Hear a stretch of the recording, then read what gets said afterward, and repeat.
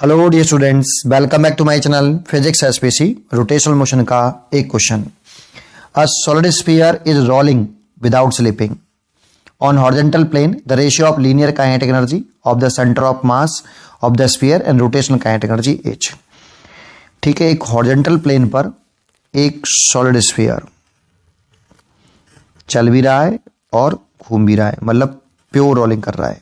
Pure rolling है ना, rolling without slipping का मतलब प्योर रोलिंग कर रहा है। प्योर रोलिंग की कंडीशन वैसे तो होती है सेंटर ऑफ मास की जो स्पीड है, सेंटर ऑफ मास की स्पीड है equal to R omega. R इसकी रेडियस है। ये कंडीशन ऑफ प्योर रोलिंग, ये सेंटर ऑफ मास की स्पीड होती है यहाँ पे। वो भी ये कंडीशन ऑफ प्योर रोलिंग तब है जब आपका सरफेस फिक्स हो। ये जो सरफेस है जिस पर रोलिंग कर रहा है वो फिक्स हो, अदरवाइज ये वैलिड नहीं रहेगी। ठीक है, अच्छा पूछा क्या वैसे, रेशियो पूछ रहा है।